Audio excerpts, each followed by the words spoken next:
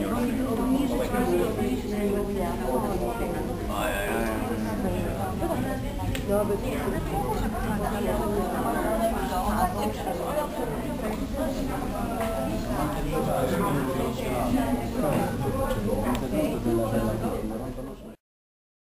abituati della redazione, quindi il confronto continuo. No, in italiano. Allora.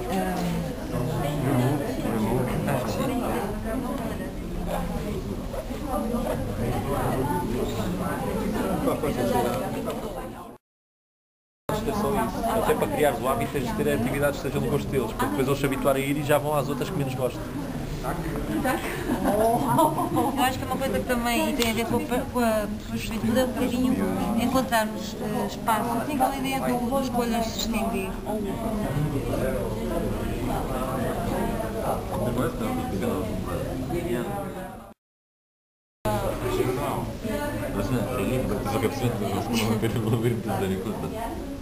Не, вот мы регенту короче, шнякам до шнякету на несколько. Я раньше шнякам до того, как подожжачу коки пещину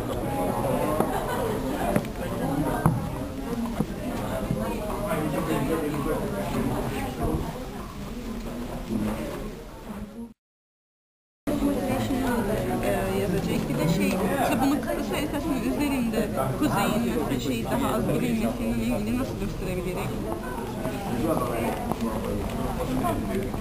Tens que ter sempre algumas atividades.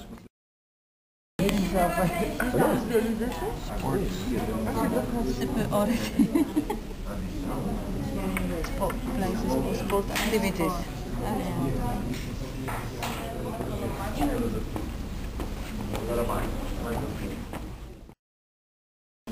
More resource for family Conciliation. and laboral conciliation, no? Okay. I'm family. Family or familiarly? Familiar.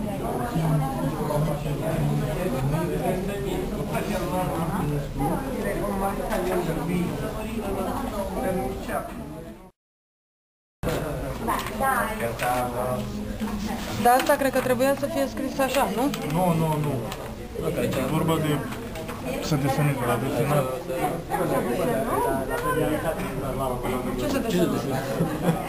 Voi nu ce spus rău.